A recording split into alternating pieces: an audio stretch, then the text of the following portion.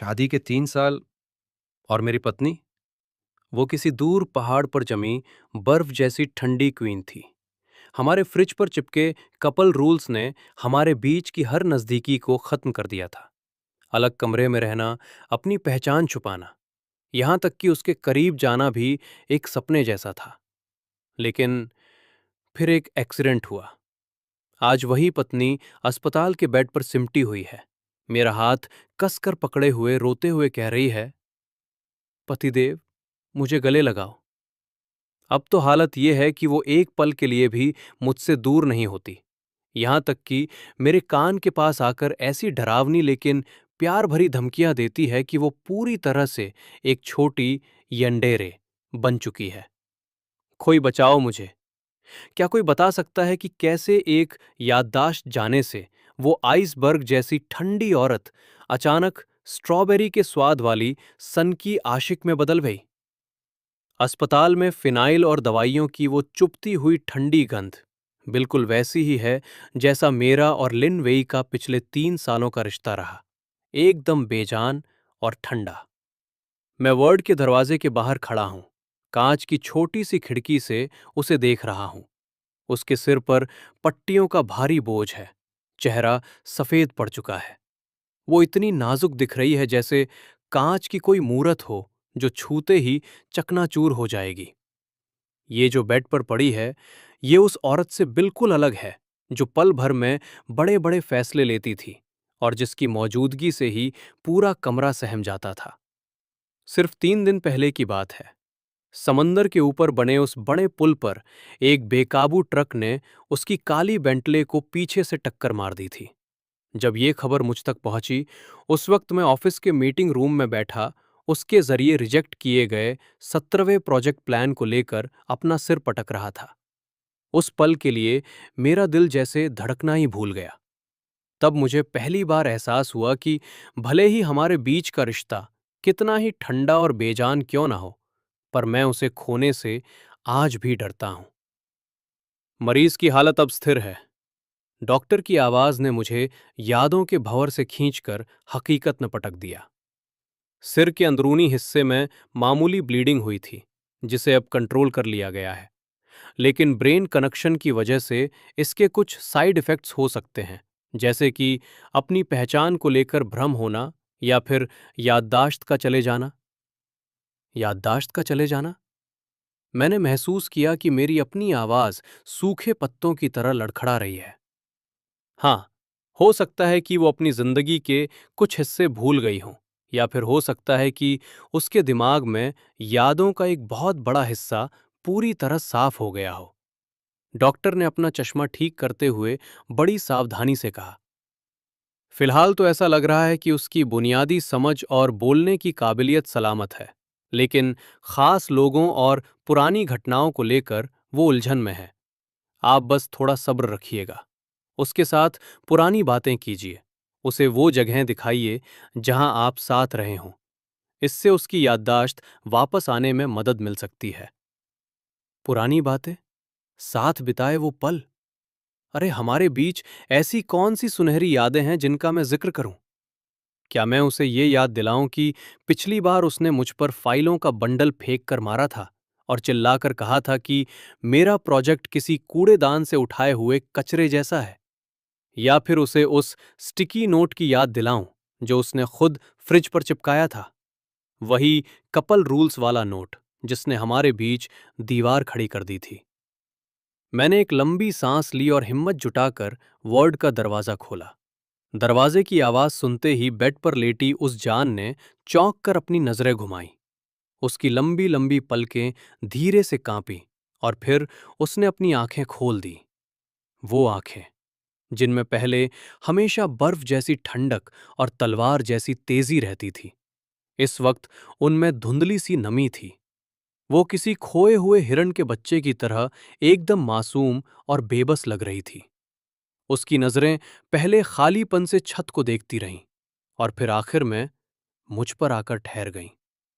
सिर्फ कुछ सेकंड की वो खामोश मुलाकात, लेकिन मुझे लगा जैसे मेरा दिल किसी ढोल की तरह जोर जोर से धड़क रहा है। अगले ही पल मैंने देखा कि उसके सफेद पड़ चुके होंठ कुछ कहने के लिए हिले, लेकिन आवाज नहीं निकली। उसने बड़ी मुश्किल से अपना वो हाथ मेरी तरफ बढ़ाया जिस पर ड्रिप नहीं लगी थी। उसकी पतली पतली उंगलियां हवा में कांप रही थीं, और आखिर में उसने मेरे कोट का कोना हल्के से पकड़ लिया। उसकी ये छोटी सी हरकत देखकर ऐसा लगा जैसे उसकी सारी ताकत खत्म हो गई हो। अचानक उसकी आंखों से आंसू किसी टूटी हुई माला के मोतियों की तरह गिर रहे थे, जिससे उसका तकिया भीगता जा रहा था। क्या क्या ये लोग मुझे सुई लगाएंगे? मुझे बहुत डर लग रहा है। उसकी आवाज कितनी कोमल और मासूम थी, जैसे कोई छोटा बच्चा बोल रहा हो।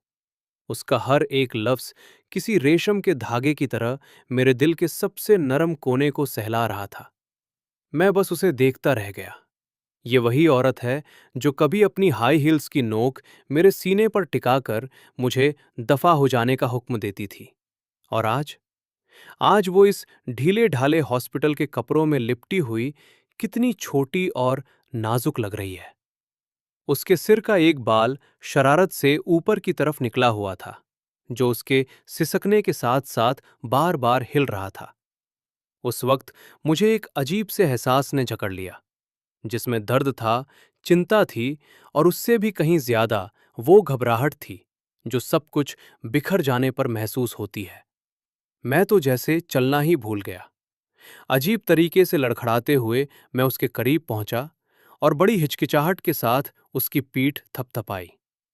मेरी आवाज इतनी भारी और अजीब हो गई थी कि मुझे खुद अपनी आवाज पहचान में नहीं आ रही थी। डरो मत, ये बस एक मामूली चेकअप है, कोई सुई नहीं लगेगी। मेरे छूते ही जैसे उसे दुनिया भर का सुकून और हिम्मत मिल गई हो, उसने अचानक मेरे कोट का कोना छोड़ दिया और अपनी दोनों बाहें मेरे गले में डाल दी। उसकी गर्म सांसें, जिनमें दवाइयों की हल्की सी महक घुली थी, मेरी गर्दन को छू रही थी।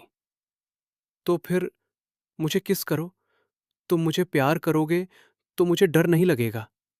उसने अपना चेहरा ऊपर उठाया, आंखें बंद कर ली और अपने उन सफेद पड़ चुके होंठों को मेरी तरफ बढ़ा दिया। लिन लिन मैम, प्लीज थोड़ा शांत हो जाइए। मैं घबराकर उसके हाथों को अपने गले से हटाने की कोशिश करने लगा, लेकिन तभी मेरी उंगलियां उसके सिर के पीछे बंधी उन भारी पट्टियों से जा टकराईं। मैं वहीं जम गया। मुझमें उसे जोर से धक्का देने की हिम्मत ही नहीं बची थी। डर था कि कहीं उसे दर्द ना हो जाए। मेरे इस विरोध की वजह से उसने अपनी आंखें खोल दी। उसकी लंबी पलकों पर अब भी आंसू लटके हुए थे। उन गीली आंखों में मेरे लिए ढेर सारी उलझन और एक गहरी चोट थी। उसकी आवाज अब और भी ज्यादा रुआंसी हो गई थी। तुम तो पहले हमेशा मुझे किस करते थे। वो आंखें जो कभी बर्फ की तरह जमी रहती थी, इस वक्त पिघलकर शहद जैसी मीठी हो चुकी थी। उनमें ऐसी उम्मीद और ऐसी दीवानगी थी कि मेरा सिर चकराने लगा। मैंने एक लंबी सांस ली, फिर एक और गहरी सांस। मैं उस चेहरे को देख रहा था जिसे पिछले 3 सालों में मैंने अपनी उंगलियों से छुआ तक नहीं था। वो चेहरा जो अक्सर सख्त बना रहता था और जिसके होंठों से सिर्फ ठंडे और कड़वे हुक्म निकलते थे। आज मैं किसी सुसाइड मिशन पर जाने वाले सिपाही की तरह हिम्मत जुटाकर धीरे से नीचे झुका और आखिर में बस एक पल के लिए अपने होंठ उसके होंठों के किनारे से छुआ दिए, जैसे कोई पानी की सतह को बस छूकर निकल जाए। वाह! उसने तुरंत अपना चेहरा हाथों से छिपा लिया, लेकिन अपनी उंगलियों के बीच से मुझे चोरी छिपे देख रही थी। उसकी आवाज में एक अजीब सी खुशी और शर्म थी। पतिदेव तो बड़े शर्मीले निकले। मेरा असिस्टेंट वांग आखिरकार अपनी सदमे वाली हालत से बाहर आया। उसने बड़ी श्रद्धा के साथ जमीन से वो फाइल उठाई और सिर झुकाए अपने कांपते कंधों को दबाते हुए बड़े अजीब तरीके से कमरे से बाहर निकल गया। जाते जाते उसने बड़ी समझदारी से दरवाजा भी बंद कर दिया। मैं सोच भी नहीं सकता कि बाहर जाकर वो अपनी हंसी कैसे रोक रहा होगा। सत्यानाश! अगर लिन वेई की याददाश्त वापस आ गई और उसे आज का ये मंजर याद आया, तो वो सबसे पहले मेरा गला दबाएगी और उसके बाद बेचारे वांग को अफ्रीका की किसी खदान में कोयला खोदने के लिए भेज देगी। घर जाना है। बेड पर बैठी वो नन्ही सी जान अचानक अपने दोनों हाथ ऊपर उठाकर किसी बच्चे की तरह जिद करने लगी, जैसे कोई टॉफी मांग रहा हो। पतिदेव, मुझे गोद में उठाकर घर ले चलो।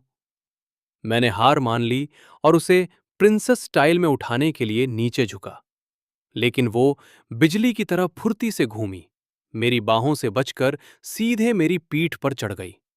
उसकी लंबी लंबी टांगों ने मेरी कमर को कस लिया और अपनी ठुड्डी मेरे सिर पर टिकाकर बड़े गर्व से फुसफुसाने लगी।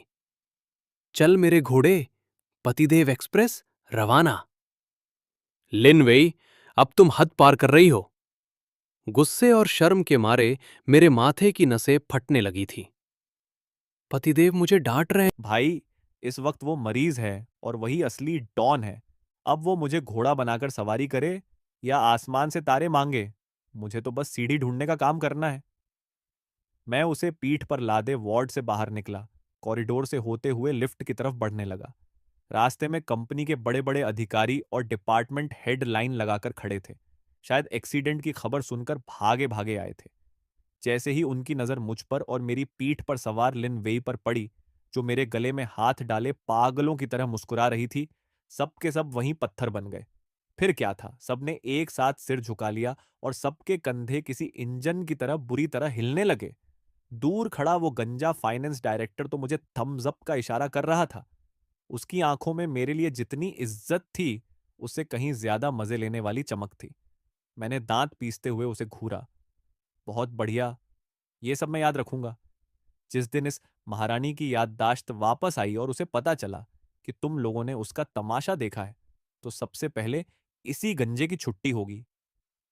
पतिदेव, वो मेरे कान के पास अपना चेहरा लाई और फुसफुसाकर पूछने लगी। उसकी गर्म सांसों से मेरे कान में खुजली होने लगी थी। पतिदेव, हमारी ये कार इतनी छोटी क्यों है? ये तो दिखने में बिल्कुल भी आरामदायक नहीं लग रही। टैक्सी का दरवाजा खोलने वाला मेरा हाथ वहीं रुक गया। मैंने बड्डे ही अजीब मन से उसे समझाने की कोशिश की। देखो, तुम्हें आमतौर पर लिंकन या बेंटले जैसी लंबी कारों में बैठने की आदत है। ओह, उसने ऐसे सिर हिलाया जैसे उसे सब समझ आ गया हो। उसने मेरा कोट पकड़ा और फुर्ती से टैक्सी की पिछली सीट पर घुस गई और तुरंत अपने बगल वाली सीट थपथपाने लगी।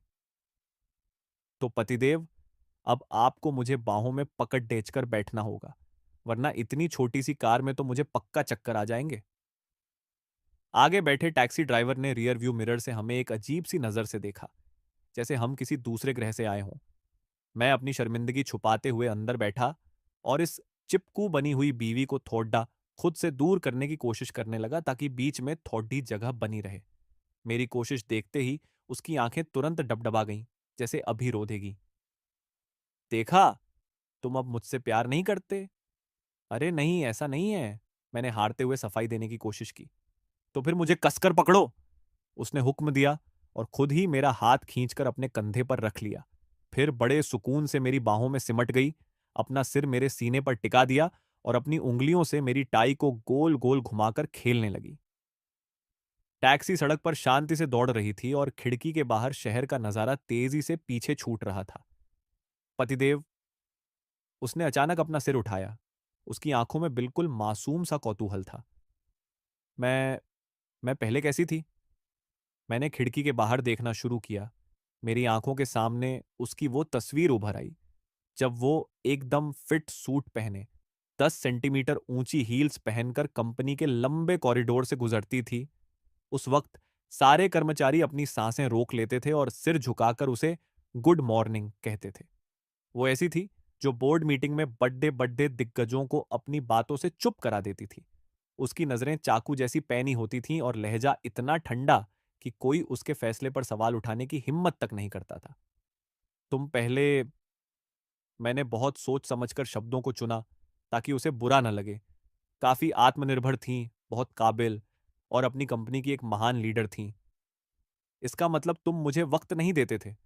उसने अचानक ये नतीजा निकाला और बिना किसी चेतावनी के अपना मुंह खोलकर मेरे कंठ, एडम एप्पल पर धीरे से काट लिया। जैसे मुझे सजा दे रही हो। गंदे पतिदेव, पक्का तुम सिर्फ अपने काम में लगे रहते होगे और मुझ पर ध्यान ही नहीं देते होंगे। मेरी एक ठंडी आह निकल गई और मैंने झटके से अपनी गर्दन पकड़ डी ली। आगे बैठे टैक्सी ड्राइवर ने जैसे ही आईने में ये सब देखा, उसका हाथ स्टीयरिंग से डगमगा गया और कार सड्डेक पर हल्की सी एस शेप बनाने लगी। भाई, ये तो जान पर बनाई है। क्या इसे काम के दौरान लगी चोट माना जाएगा? क्या मैं कंपनी से इसके मानसिक नुकसान का हर्जाना मांग सकता हूं? खैर, जब हम घर पहुंचे, हमारी हाउस हेल्प जांग मां लिविंग रूम में फूलों को सजा रही थी। जैसे ही उन्होंने मुझे देखा, जिसमें लिनवेई किसी कोआला भालू की तरह मुझ पर लिपटी हुई थी, डर के मारे उनके हाथ से कैंची फिसल गई और एक खिलता हुआ खूबसूरत लिली का फूल बीच से कट गया। सा साहब, जांग मां की नजरें लिनवेई पर टिकी थीं, जो मेरे सीने में अपना चेहरा रगड़ रही थी। उनके तो शब्द ही नहीं निकल रहे थे। ये ये कौन है? मैं इनकी पत्नी हूं। लिन वेई ने मुझसे पहले ही जवाब दे दिया। उसने मेरी बाहों से अपना सिर उठाया और जांग मां को देखकर मुस्कुराई। फिर मेरी तरफ मुड़कर लाड से बोली, पतिदेव, मुझे प्यास लगी है, मुझे मम पीना है। मैं अपनी झुंझलाहट दबाए हुए उसे खुद से अलग करने की कोशिश करने लगा ताकि किचन में जाकर पानी ला सकूं, लेकिन वो तो किसी फेविकोल की तरह चिपक गई थी। उसने पीछे से मेरी शर्ट को कसकर पकड़ लिया और मेरे पीछे पीछे घिसटते हुए किचन तक आ गई। हाथ छोड़ो! मैंने हार मानकर पीछे मुड़कर उसे घूरा। हाथ नहीं छोड़ोगी तो मैं तुम्हारे लिए पानी कैसे निकालूंगा? उसने अपनी बड़ी बड़ी आंखों से मुझे देखा, फिर मेरी शर्ट को देखा जिसे वो खींच रही थी। तभी अचानक उसके दिमाग की बत्ती जली। उसने मेरा हाथ खींचा और अपनी पतली कमर पर रखवा दिया। लो, अब पतिदेव मुझे कमर से पकड़कर पानी निकालेंगे, ऐसे में हाथ छोड़ने की जरूरत ही नहीं पड़ेगी। अचानक मेरा पूरा हाथ पत्थर की तरह सख्त हो गया। हॉस्पिटल के कपड़ों के पीछे से उसकी कमर की वो गर्माहट और नरमी मेरे हाथों को महसूस हो रही थी। अगले ही पल, कड़ाक! मेरे दूसरे हाथ से कांच का गिलास छूटा और सिंक में गिरकर चकनाचूर हो गया। बेचारी जांग मां ने अपना दिल पकड़ लिया, जैसे उन्हें द्वारा पड़ने वाला हो, और वो जितनी जल्दी हो सके उस जगह से रफू चक्कर हो गई। लीन वही अपनी जीत पर खिलखिलाकर हंसने लगी। तब मेरी नजर उसके उन दो छोटे छोटे नुकीले दांतों, टाइगर टीथ पर पड़ी, जिन पर मैंने पहले कभी गौर नहीं किया था। वो कितनी मासूम और साथ ही कितनी शरारती लग रही थी। पतिदेव! अचानक उसने लिविंग रूम की दीवार पर लगी हमारी उस विशाल वेडिंग फोटो की तरफ इशारा किया। उस फोटो में तुम मुझसे इतनी दूर क्यों खड़े हो? हम बिल्कुल भी करीब नहीं लग रहे।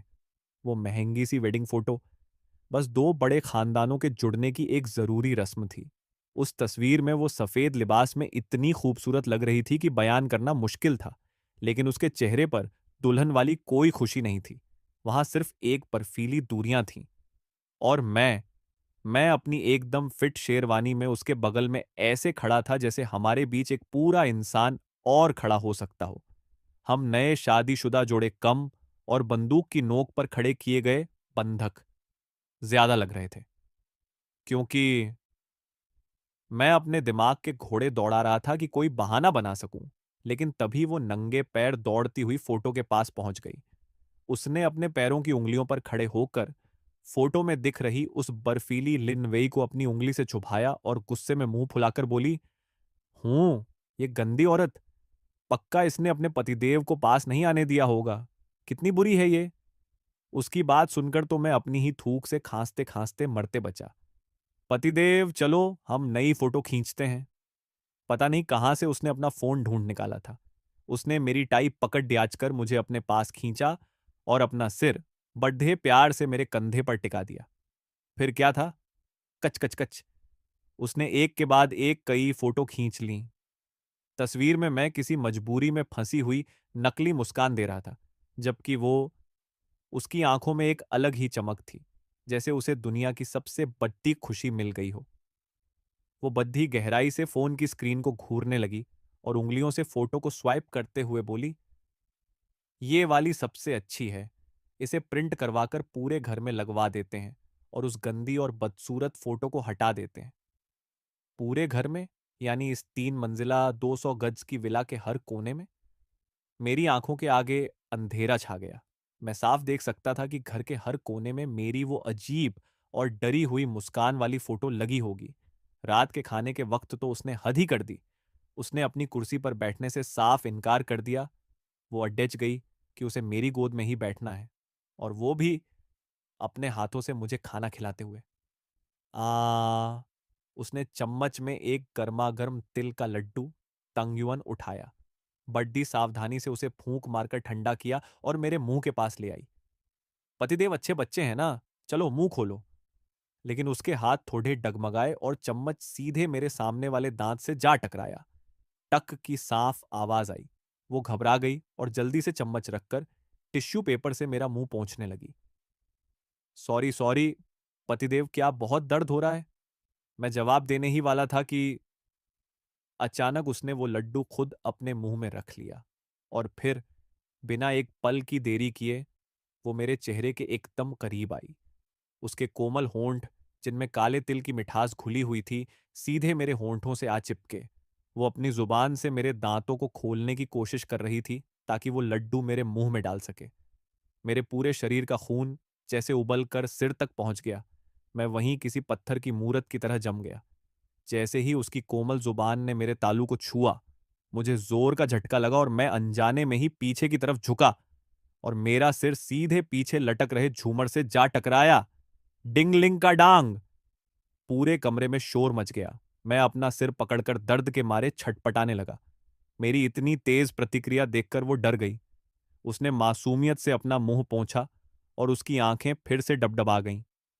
पतिदेव, क्या आपको ऐसे खाना पसंद नहीं आया? उसे फिर से रोता हुआ देख मैंने अपने सिर के दर्द और दिल की घबराहट को दबाया और दांत पीसते हुए बस इतना कह पाया, पसंद आया। पर अगली बार जरा पहले बता देना, ठीक है? भगवान ही जानता है कि मैंने खुद को चीखने और वहां से भागने से रोकने के लिए कितनी हिम्मत जुटाई थी। उसके चेहरे पर छाई उदासी पल भर में गायब हो गई। उसने बड़ी खुशी से एक और लड्डू चम्मच में उठाया और उसकी आंखें चमकने लगीं। उसने ऐलान किया, तो अगली बार हम स्ट्रॉबेरी वाला लड्डू खाएंगे, वो पक्का इससे भी ज्यादा मीठा होगा। लेकिन असली जंग तो सोने के वक्त शुरू हुई, जब बात आई कि आखिर सोया कहाँ जाएगा। अलग कमरा? वो अपने छोटे भालू वाले तकिए को सीने से लगाए नंगे पैर मास्टर बेडरूम के दरवाजे पर खड़ी थी। उसकी आंखें फटी की फटी रह गईं, जैसे उसने कोई ऐसी बात सुन ली हो जिस पर यकीन करना नामुमकिन हो। पर क्यों? पति और पत्नी को तो एक साथ सोना चाहिए ना। मैंने गलियारे के आखिरी कमरे की तरफ इशारा किया और उसे बड़े प्यार से समझाने की कोशिश की। देखो, पिछले 3 सालों से तुम हमेशा उस कमरे में सोती आई हो, और ये वाला कमरा मेरा है। एक पल में उसकी आंखें फिर से भर आईं। उसकी आवाज में अब एक अजीब सी घबराहट और इल्जाम था। देखा, पक्का तुम्हारी जिंदगी में कोई और औरत है, इसीलिए तुम मेरे साथ नहीं सोना चाहते। इतना कहते ही वो किसी छोटे रॉकेट की तरह मास्टर बेडरूम के अंदर घुस गई और झटके से मेरी अलमारी का दरवाजा खोल दिया। वहां सिर्फ मेरे कोट और शर्ट्स लटके थे। सब कुछ काला, सफेद या ग्रे। किसी महिला का एक स्कार्फ तक वहां नहीं था। ये देखो, मैंने अपने हाथ फैलाए, अपनी बेगुनाही का सबूत देते हुए कहा, तुम्हारे कपड़े, क्रीम और सारा सामान उस दूसरे कमरे में है। वो 3 सेकंड के लिए बिल्कुल खामोश हो गई। उसका चेहरा गुस्से से तना हुआ था। फिर अचानक वो मुड़ी और दूसरे कमरे की तरफ भागी। थोड़ी ही देर में वो अपने ढेर सारे नाइटी, सिल्क की ड्रेसेस और कपड़ों का पूरा बंडल अपनी बाहों में दबाए हुए हांफते हांफते वापस आई, और उन सबको बिना सोचे समझे मेरी अलमारी में ठूंस दिया, मेरे कपड़ों के बीच जगह बनाते हुए। इतने से उसका मन नहीं भरा। वो फिर से दूसरे कमरे की तरफ दौड़ी और अपना तकिया उठा लाई। उसने बद्दे ही जोश के साथ उस तकिए को मेरे तकिए के बिल्कुल बगल में एकदम सटाकर रख दिया। फिर उसने उन दोनों तकियों को जोर से थपथपाया, जैसे ये पक्का कर रही हो कि उनके बीच हवा जाने की भी जगह न बचे। लो, अब हो गया ना? वो अपने दोनों हाथ कमर पर रखकर खड्डी हो गई। वो थोड़ा हाँफ रही थी और उसके चेहरे पर जीत वाली लाली साफ दिख रही थी। उसने ऐलान किया, अब से मैं यहीं सोऊंगी। मुझे रोज पतिदेव की खुशबू के साथ सोना है। मेरा सिर फटा जा रहा था। मैंने आखिरी बार अपनी पावर इस्तेमाल करने की कोशिश की। लिन वेई, डॉक्टर ने कहा है कि तुम्हें शांति से आराम की जरूरत है। और डॉक्टर ने यह भी तो कहा है कि मेरे साथ पुरानी और जानी पहचानी बातें करो। उसने बद्दी ही ढिठाई से मेरी बात काट दी और मेरा हाथ पकड़ दाचकर बेड की तरफ खींचने लगी। और एक पति पत्नी के लिए इससे ज्यादा पुरानी और जानी पहचानी बात और क्या हो सकती है। चलो, अब पतिदेव मेरे साथ सोएंगे। उसने मुझे आधे मन से, या यूं कहें कि जबरदस्ती, बेड पर खींच ही लिया। बेड पर आते ही वो किसी ऑक्टोपस की तरह मुझसे लिपट गई।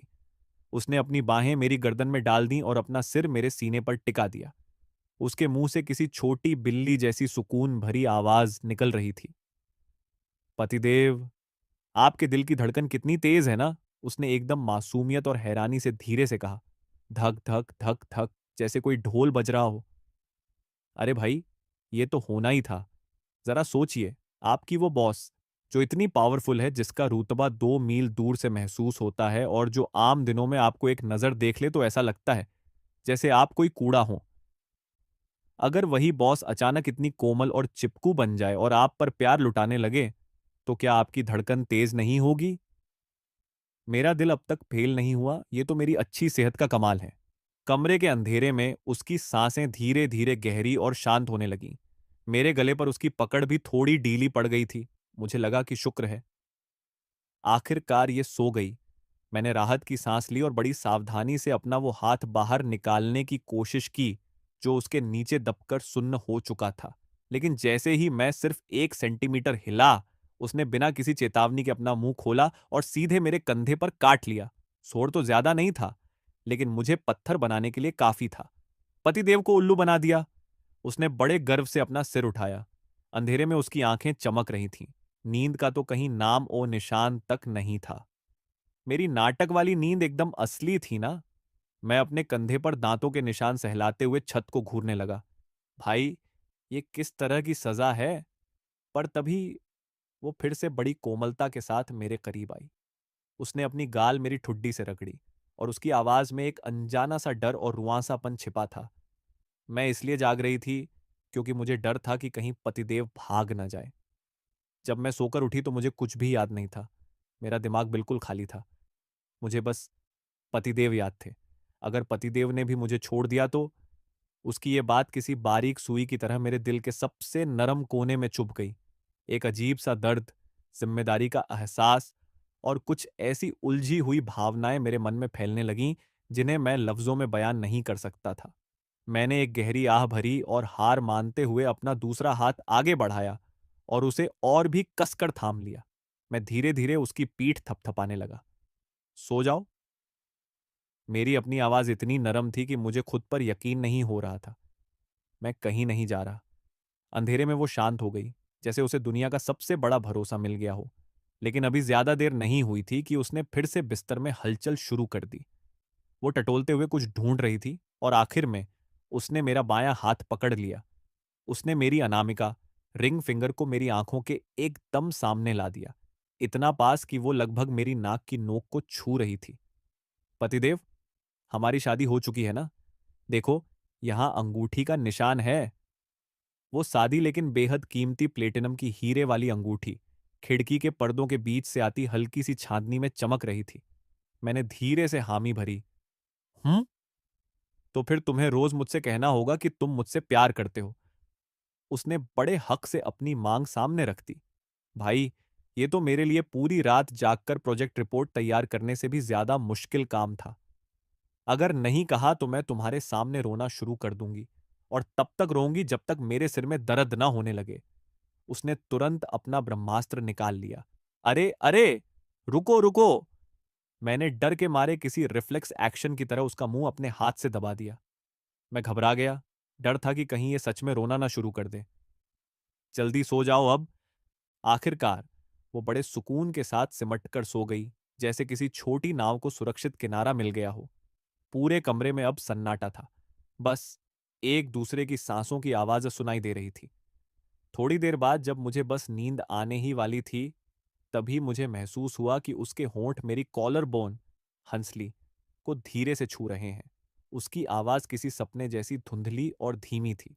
पतिदेव, सच बताऊं तो मुझे थोड़ा डर लग रहा है। किस बात का डर? मैंने नींद में डूबी हुई आवाज में पूछा। डर इस बात का कि अगर मुझे सब कुछ याद आ गया तो तुम मुझे फिर कभी इस तरह गले नहीं लगाओगे, और और तुम फिर कभी मुझसे ये नहीं कहोगे कि तुम मुझसे प्यार करते हो। उसकी पीठ थपथपाता हुआ मेरा हाथ अचानक हवा में ही रुक गया। मेरा दिल जैसे किसी ने जोर से भींच लिया हो। सीने में एक गहरा और भारी दर्द होने लगा। यही सवाल तो मेरे मन में भी बार बार उठ रहा था। ये सब ये सब किसी चुराए हुए खूबसूरत सपने जैसा लग रहा था, जिसके टूटने का डर हर पल बना हुआ था। जब ये सपना टूटेगा और हम हकीकत की दुनिया में वापस लौटेंगे, तब हम एक दूसरे का सामना कैसे करेंगे? 10वें दिन की सुबह मेरी नींद किसी अलार्म से नहीं, बल्कि मेरा दम घुटने की वजह से खुली। जैसे ही मैंने अपनी आंखें खोली, मैंने देखा कि लिन वेई मुस्कुराते हुए मेरे ऊपर लेटी है। उसके हाथ में मेरी वो महंगी इटालियन हैंडमेड टाई थी। उसने उस टाई को हम दोनों की कलाइयों पर कई बार लपेटा हुआ था और एक मजबूत गांठ बांध दी थी। सुप्रभात पतिदेव। वह किसी सफल शिकार के बाद मुस्कुराती हुई बिल्ली की तरह लग रही थी। इस तरह तुम चुपके से काम पर नहीं भाग पाओगे। तुम्हें मेरे साथ नाश्ता करना होगा। मैंने बेबसी से छत की ओर देखा, अपनी कलाइयों पर बंधे उस बंधन को महसूस करते हुए। तभी बेडसाइड टेबल पर रखा मेरा फोन गलत वक्त पर वाइब्रेट करने लगा। आज सुबह 9:30 बजे एक बेहद महत्वपूर्ण विलय वार्ता की अंतिम बातचीत होनी थी और मैं मुख्य प्रभारियों में से एक था। हाथ छोड़ो लिनवेई। मैंने संघर्ष करने की कोशिश की, लेकिन वह गांठ बहुत मजबूती से बांधी गई थी। मुझे सच में देर हो रही है। आज एक बहुत जरूरी मीटिंग है। तभी वह अचानक मेरी कमर पर चढ़कर बैठ गई और नीचे की ओर झुकते हुए बोली, तो फिर ठीक है। उसने शरारती लहजे में फुसफुसाते हुए कहा। उसकी उंगलियां मेरे गले से धीरे धीरे ठुड्डी तक आईं और फिर अचानक वह मेरे और करीब आ गई। उसकी गर्म सांसें मेरे कान को छू रही थीं और उसकी आवाज किसी नन्ही शैतान की तरह लग रही थी। उसने धीमी, मादक आवाज में कहा, अगर तुम मुझे साथ नहीं ले जा सकते, तो फिर मैं तुम्हें भी कहीं जाने नहीं दूंगी। देखते हैं तुम्हारे बोर्ड मेंबर्स कब तक इंतजार करते हैं, जब उन्हें पता चलेगा कि उनका सख्त बॉस घर पर अपनी पत्नी के सामने हार मान चुका है। उसने अपनी पकड़ और मजबूत कर ली और एक शरारती मुस्कान के साथ मेरी आंखों में झांका। उसकी आंखों में साफ था कि उसे मीटिंग की परवाह नहीं थी। उसे बस इस पल में मुझे पूरी तरह से बेबस देखने में मजा आ रहा था। अब फैसला तुम्हारा है। या तो मुझे ऑफिस असिस्टेंट बनाकर साथ ले चलो, या फिर आज की ये बड़ी डील मेरे नाम कर दो। क्या कहते हो पतिदेव? तो फिर मेरे पास सबको बताने के अलावा कोई रास्ता नहीं बचेगा कि हमारे गॉड प्रेसिडेंट गू बाहर से जितने गंभीर दिखते हैं, असल में वो अपनी पत्नी से उतना ही डरते हैं। इतने डरपोक हैं कि हाथ बंधवाकर ही सो पाते हैं। क्या ख्याल है? अभी सबको ग्रुप ईमेल कर दूं, या फिर पतिदेव के वी चैट से मोमेंट्स पर पोस्ट डाल दूं? आखिरकार मैं हार मान चुका था। मैं पूरी तरह सूट बूट में तैयार, चेहरे पर गुस्सा लिए घर के मेन गेट पर खड़ा था और मेरे ठीक पीछे एक कीमती लेस वाली ड्रेस पहने, मुंह में लॉलीपॉप दबाए, जीत की मुस्कान लिए वो खड़ी थी, जो किसी ह्यूमन हैंगर की तरह मुझसे चिपकी हुई थी। उसने अपना हाथ आगे बढ़ाया, जिस पर मेरी ही टाई लिपटी थी, और ऊपर से उसने खुद ही सफेद पट्टी भी बांध ली थी। वो लार जताते हुए बोली, पतिदेव, हाथ पकड़ो ना, वरना यहां इतनी भीड़ है, कहीं मैं खो गई तो? मैंने गुस्से में अपना चेहरा सख्त किया और लगभग झटके के साथ उसका हाथ पकड़कर मजबूती से थाम लिया। मेरी तिरछी नजर असिस्टेंट वांग पर पड़ी, जो गाड़ी के पास खड़ी इंतजार कर रही थी। जैसे ही उसने हमारे जुड़े हुए हाथ और उस अजीबोगरीब टाई को देखा, उसकी आंखें फटी की फटी रह गईं, मानो 8 तीव्रता का भूकंप आ गया हो। गाड़ी आराम से कंपनी के बेसमेंट पार्किंग में रुकी। मैंने पार्किंग के उस छोटे से वक्त में एक आखिरी कोशिश की। सोचा कि उस मनहूस टाई को खोल दूं, ताकि कम से कम ऑफिस में तो वो थोड़ा ढंग से पेश आए। देखो लिनवेई, ऑफिस में हमें एक दूसरे से दूरी बनाए रखनी होगी। मैंने गांठ खोलते हुए उसे समझाने की कोशिश की, लेकिन वो अचानक मुझ पर झपटी, दोनों हाथों से मेरा चेहरा पकड़ा और बड़ी सटीकता के साथ मेरी ठुड्डी पर एक छोटा सा बाइट लिया। फिर किसी पवित्र रस्म को पूरा करने के अंदाज में उसने, और फिर बड़ी संतुष्टि के साथ मेरी ठुड्डी पर लगे उस गहरे लिपस्टिक के निशान को देखने लगी। अब ठप्पा लग गया। उसने अपने छोटे से नुकीले दांत दिखाते हुए होठों पर जुबान फेरी और बड़ी शरारत भरी जीत के साथ मुस्कुराई। अब सबको पता चल जाएगा कि मिस्टर गू बुक हो चुके हैं। आप सिर्फ मेरे हैं और किसी को भी आपको छूने की इजाजत नहीं है। मेरा तो गुस्से के मारे दम ही निकलने वाला था। लिफ्ट पार्किंग से धीरे धीरे ऊपर बढ़ी और टिंग की आवाज के साथ मेरे ऑफिस वाले फ्लोर पर रुकी। जैसे ही लिफ्ट के धातु के दरवाजे खुले, बाहर का नजारा देख मेरा कलेजा मुंह को आ गया। हाथों में फाइलें और कॉफी लिए काम शुरू करने को तैयार पूरा स्टाफ जैसे स्टैचू बन गया हो, मानो किसी ने पॉज बटन दबा दिया हो। उनकी नजरें किसी सर्च लाइट की तरह पहले हमारी उस टाई से बंधी हथेलियों पर पड़ी और फिर सीधे मेरी ठुड्डी पर चमक रहे उस लिपस्टिक के निशान पर जाकर टिक गई। पूरे फ्लोर पर मौत जैसा सन्नाटा पसर गया, लेकिन लिनवेई को जैसे कुछ पता ही नहीं था। वो तो बिल्कुल बेफिक्र थी। वो उछलती कूदती मुझे लिफ्ट से बाहर खींच ले गई, पर फिर अचानक उसे कुछ याद आया। वो रुकी, पलटी और मेरी गर्दन की तरफ उंगली दिखाकर इतनी साफ आवाज में चिल्लाई कि वहां मौजूद हर एक इंसान को सुनाई दे जाए। अरे हां पतिदेव, अगली बार स्ट्रॉबेरी यहां दीजिएगा, यहां ज्यादा साफ दिखेगा। बिल्कुल ऐसे। इतना कहकर उसने जानबूझकर अपनी जुबान से अपने नुकीले दांत को छुआ और काटने का इशारा किया। धड़ाम! मुझे महसूस हुआ कि मेरे शरीर का सारा खून जैसे एक झटके में सिर पर चढ़ गया हो। उस कान फाड़ देने वाले सन्नाटे के बीच, जब सबकी शौक से भरी, उत्सुक और हंसी रोकती हुई नजरें मुझ पर गड़ी थीं, मैं इस पब्लिक बेइज्जती को अब और बर्दाश्त नहीं कर पाया। अपनी गर्दन को, जहां पहले से ही दर्द महसूस होने लगा था, हाथों से छिपाते हुए मैं गहरी मायूसी के साथ धीरे धीरे वहीं फर्श पर ढेर हो गया। हे भगवान! काश कहीं कोई जमीन फट जाती और मैं उसमें समा जाता।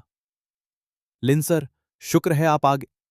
सैऊजोंजेन, यानी वो जिंदा दिल गंजे अंकल, जो खबर मिलते ही भागे भागे आए थे, उनकी आवाज गले में ही अटक गई।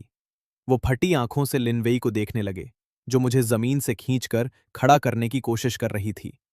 लिनवेई ने अपना सिर टेढ़ा किया, उनके चमकते हुए गंजे सिर को गौर से देखा और बड़ी मासूमियत से पूछा, अंकल, आप कौन हैं? डायरेक्टर साहब के हाथ से रिपोर्ट्स ऐसे गिरीं जैसे उनका पूरा संसार ही बिखर गया हो। लेकिन लिनवेई को अब उनमें कोई दिलचस्पी नहीं थी। वो उछलती हुई पास ही खड़ी एक इंटर्न लड़की के पास पहुंच गई और उसके आईडी कार्ड को उंगली से छूते हुए लाड़ से बोली, दीदी दीदी, क्या आप मुझे वो चमकने वाली टॉफी दे सकती हो प्लीज? दरअसल उसकी नजर उस लड़की के कार्ड पर लगे फ्रूट कैंडी वाले बैज पर टिक गई थी। बेचारी इंटर्न लड़की डर के मारे थर थर कांपने लगी और उसने फटाफट वो बैज निकालकर उसे थमा दिया। जैसे ही लिनवेई को वो खजाना मिला, वो भागकर मेरे पास आई और किसी कीमती इनाम की तरह उसे मेरी कोट की जेब में ठूंस दिया। फिर जेब को हल्के से थपथपाते हुए बोली, पतिदेव, ये लो एनर्जी, अब अच्छे से काम करना। Good luck. पूरी दोपहर मेरी शामत आई रही। मुझे अपने कैबिन में असिस्टेंट वांग के सामने पति सेवा का लाइव टेलीकास्ट करना पड़ा। वो मेरी बॉस वाली कुर्सी पर कब्जा जमाकर मजे से गोल गोल घूम रही थी, और मैं, जो इस कंपनी का वाइस प्रेसिडेंट, उनके चेहरे के हाव भाव पूरी तरह बिगड़ गए, जैसे उन्हें अपनी आंखों पर यकीन ही ना हो रहा हो। मैंने कांच के दरवाजे के उस पार से उनकी तरफ एक माफी भरी और लाचार नजरों से देखा, जैसे कह रहा हूं कि भाई, मैं खुद हार चुका हूं। दोपहर के ब्रेक में वो जबरदस्ती मुझे कंपनी की छत, टेरेस पर ले गई। सुनो जी, मुझे लगता है मुझे कुछ कुछ याद आ रहा है, उसने एक्साइटमेंट में मेरा हाथ हिलाते हुए कहा। मेरा दिल जोर से धड़कने लगा और मैंने उम्मीद में उसके कंधे पकड़ लिए। क्या याद आया, बताओ? मुझे लगा शायद अब उसकी याददाश्त वापस आ रही है। ये याद आया कि वो अपने पंजों के बल खड़ी हुई, हाथ मेरी गर्दन में डाले, और उसकी आंखें किसी सितारे की तरह चमक उठीं। फिर अचानक उसने शरारत से मेरे नीचे वाले होठ पर हल्का सा काट लिया और किसी चोरी छिपे मलाई चाटने वाली बिल्ली की तरह मुस्कुराई कि आप मेरे सबसे प्यारे, सबसे दुलारे पतिदेव हो, दुनिया के सबसे अच्छे पति।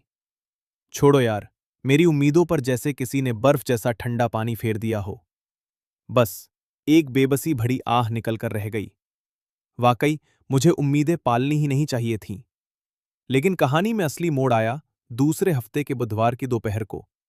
उसने गलती से मेरी मेज पर रखी डबल शॉट एस्प्रेसो वाली आइस अमेरिकानो पी ली। उसे कॉफी ऐसे चढ़ गई जैसे शराब का नशा हो गया हो। उसका छोटा सा चेहरा लाल पड़ गया और वो सोफे पर सिमटकर झपकी लेने लगी। मैं पास ही बैठा अपने ईमेल चेक कर रहा था। खिड़की के पर्दों ब्लाइंड्स से छनकर आती धूप उसके चेहरे पर रोशनी और साए का खेल खेल रही थी। ऑफिस में एकदम सन्नाटा था। बस उसकी धीमी सांसों और मेरे कीबोर्ड की टिक टिक की आवाज आ रही थी। तभी एक ठंडी जानी पहचानी और भावनाओं से कोसों दूर आवाज ने उस सन्नाटे को चीर दिया। गुई, तुम्हारी हिम्मत तो देखो। मैंने झटके से सिर उठाकर देखा। सोफे पर लेटी लिनवेई न जाने कब उठकर बैठ गई थी। वो अपनी कनपटी टेम्पल्स मल रही थी और उसकी भौहें बुरी तरह तनी हुई थीं। उसकी आंखों में अब वो मासूमियत या मुझ पर निर्भर रहने वाला भोलापन नहीं था। उसकी जगह वही पुरानी तेज, सुलझी हुई और बेबाक चमक लौट आई थी, बल्कि उसमें अब एक ठंडी नाराजगी और जांचने परखने वाली नजर भी थी। लिनवेई, मेरा दिल जोरों से धड़कने लगा। मैंने डरते डरते उसकी बाजू छूने के लिए हाथ बढ़ाया। क्या क्या तुम्हें सब याद आ गया? उसने जरा भी लिहाज नहीं किया और चटाक से मेरा हाथ झटक दिया। उसकी नजरें किसी बर्फीले खंजर की तरह मुझ पर गड़ी थीं। याददाश्त खोने का नाटक करने में बड़ा मजा आ रहा था तुम्हें। जब मेरा दिमाग ठिकाने पर नहीं था तो तुमने खूब फायदा उठाया मेरा। उसने नफरत से अपनी कलाई पर बंधी उस मुड़ी तुड़ी टाई को खींचा। अब तुरंत ये कचरा खोलो यहां से और मुझे एक एक बात का हिसाब दो कि ये सब। अभी उसकी बात पूरी भी नहीं हुई थी कि अचानक उसने अपना सिर पकड़ लिया और दर्द से कराह उठी। वो पूरी तरह सिमट गई और पल भर में उसके माथे पर पसीने की बूंदें चमकने लगी। लेकिन जब उसने दोबारा सिर उठाया तो उसकी आंखों की वो बर्फीली सख्ती गायब हो चुकी थी। उनकी जगह फिर से वही नमी और भोलापन लौट आया था। उसने अपनी भरी हुई आंखों से मुझे देखा और हाथ आगे बढ़ा दिए। पतिदेव, सिर में बहुत दर्द हो रहा है। प्लीज धीरे से सहला दो ना। मैं अपनी जगह पर सुन्न खड़ा रह गया। मेरा हाथ अभी भी उसी मुद्रा में था जैसे उसने झटक दिया हो। मेरा दिल सीने में इतनी जोर से धड़क रहा था मानो पसलियां तोड़कर बाहर निकल आएगा। अभी जो हुआ वो क्या था? मेरा कोई वहम था या? उसी रात उसे हल्का बुखार चढ़ गया। बिस्तर पर लेटे लेटे वो बेहोशी की हालत में कुछ बड़बड़ा रही थी। उसके मुंह से रुक रुक कर कुछ शब्द निकल रहे थे। कॉन्ट्रैक्ट, बोर्ड ऑफ डायरेक्टर्स, ये शर्तें गलत हैं।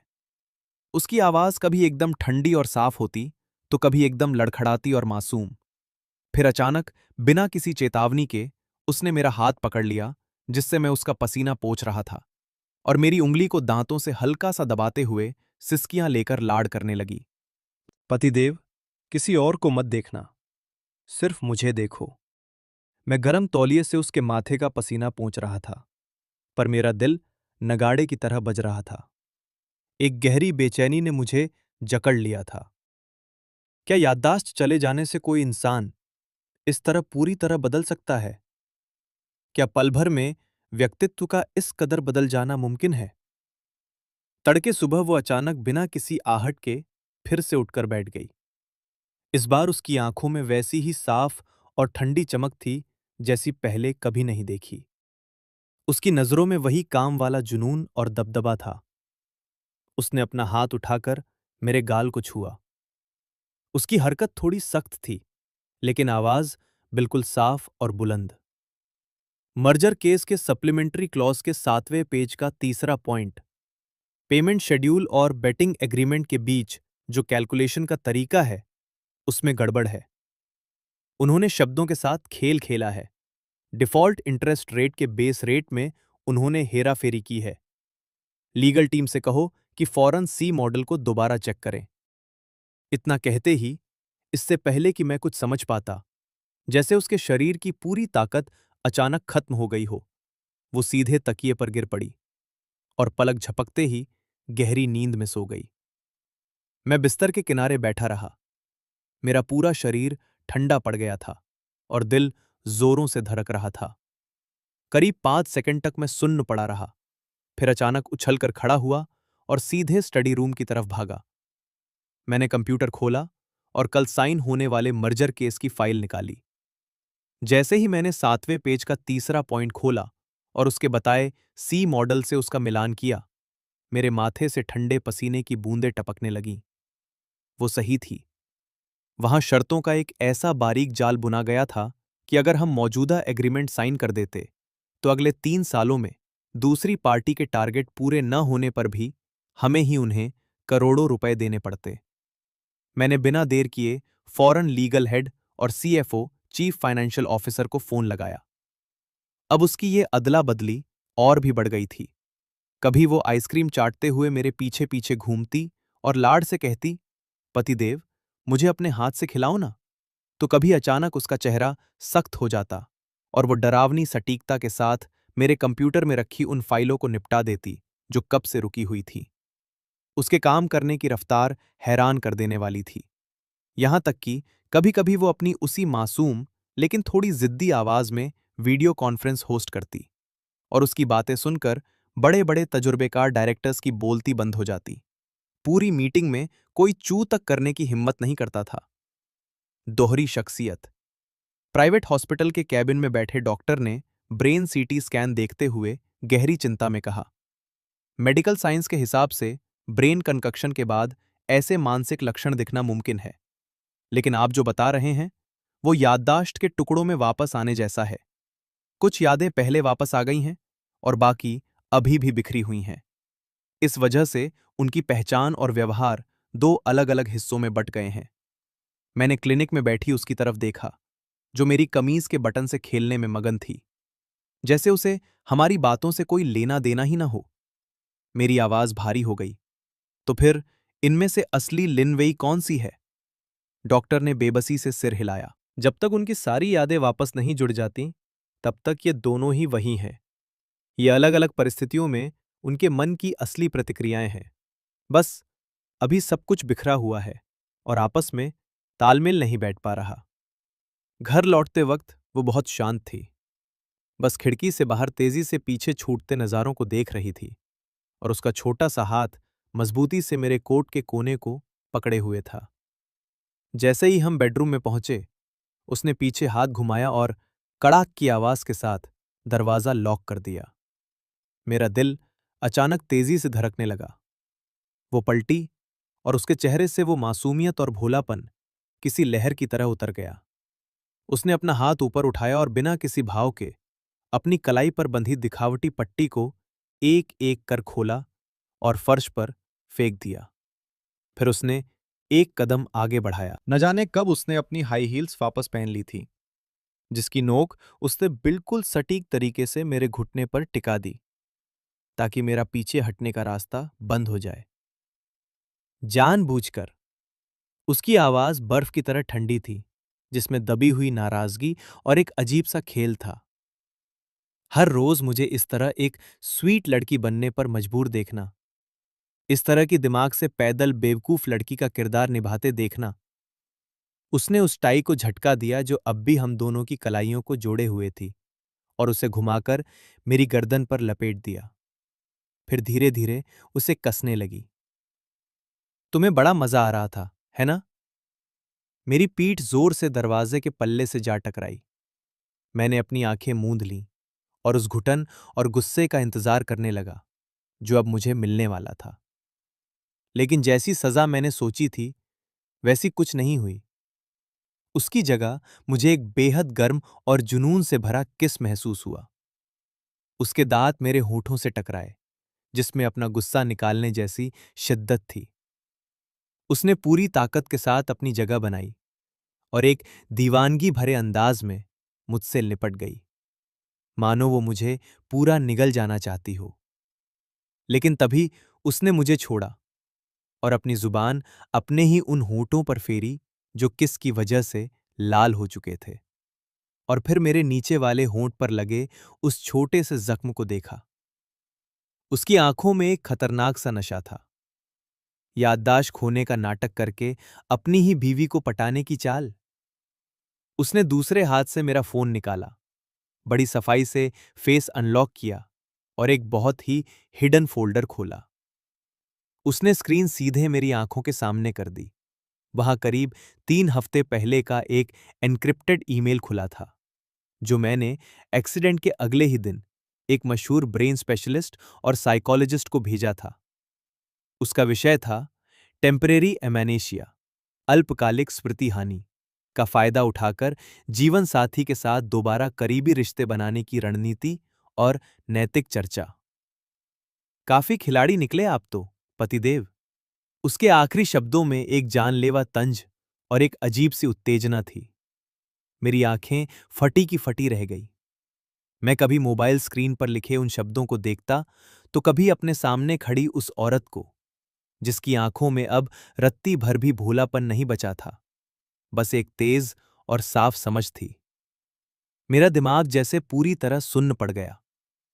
तुम तुम शुरू से ही? हां, बिल्कुल शुरू से, उसने मेरी बात काटते हुए कहा।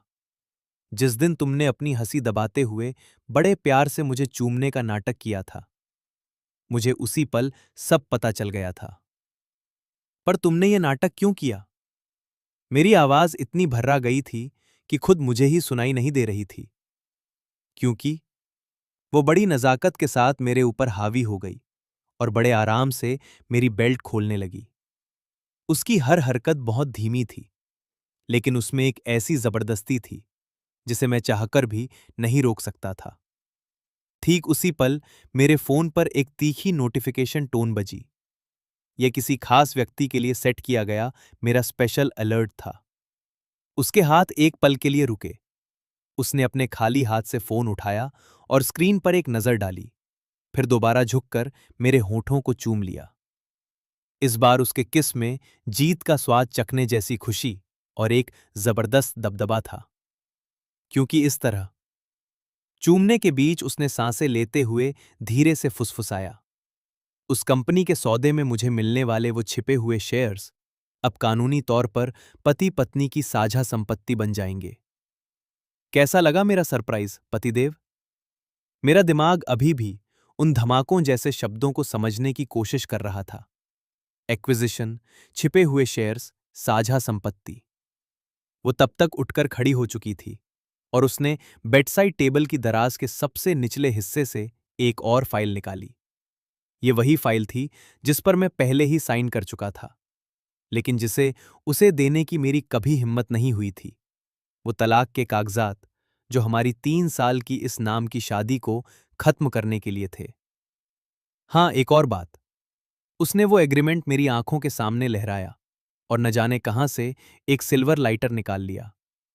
चटाक की आवाज के साथ नीली लौ उठी और लालच भरी तेजी से कागज के किनारों को निगलने लगी। ये चीज जो तुमने छिपाकर रखी थी। उसने उन कागजों को तेजी से जलते और काला पड़ते हुए देखा, फिर हल्की सी हंसी के साथ उन्हें हाथ से छोड़ दिया। मैंने देखा कि कैसे वो कागज जलकर खाक हो गए। उसने अपनी कमर के हल्के से जोर के साथ एक बार फिर बाजी पलट दी और मेरे ऊपर हावी हो गई। मेरे कान के पास झुककर अपनी गर्म सांसों के साथ उसने फुसफुसाया, तो क्या ख्याल है, इस नाटक को हकीकत में बदल दें? खिड़की के पर्दों की दरार से चांदनी छनकर आ रही थी, जो फर्श पर पड्डी उस जल चुकी फाइल की राख को भी चमका रही थी और लिन वेई की आंखों में तैरती उस नमी को भी। उन आंखों में अब दूर दूर तक किसी मासूमियत या लाचारी का नामो निशान नहीं था। वहां तो बस गहरी समझ, चालाकी, सब कुछ हासिल कर लेने की जिद और एक शिकारी जैसी तेज चमक थी। मैंने बेकाबू होकर उसके नर्म कान के निचले हिस्से, ईयरलोब, पर हल्का सा काट लिया और वो आखिरी सवाल पूछ ही लिया, जो काफी वक्त से मेरे दिमाग में घूम रहा था। तुम्हें आखिर कब पता चला कि मेरा उस तलाक के कागजों पर साइन करने का कोई इरादा ही नहीं था? मैंने तो उन्हें इतनी अच्छी जगह छिपाया था। वह मुस्कुराते हुए मेरे किसेस से बचने लगी और उसकी उंगलियां बड्डी सफाई से मेरी शर्ट के बाकी बचे बटन खोलने लगीं। उसी दिन, जिस दिन तुमने उस एग्रीमेंट को चुपके से छिपा दिया था, बजाय उसे फाड़ने या जला देने के, उसने मेरे सीने पर, ठीक मेरे धड़कते हुए दिल के ऊपर अपने होंठ रख दिए। तभी मुझे समझ आ गया था कि तुम कितने बड्ढे बुद्धू हो। तुम ऊपर से चाहे जो दिखाओ, पर सच तो यह है कि तुम मुझसे मेरी सोच से भी कहीं ज्यादा प्यार करते हो।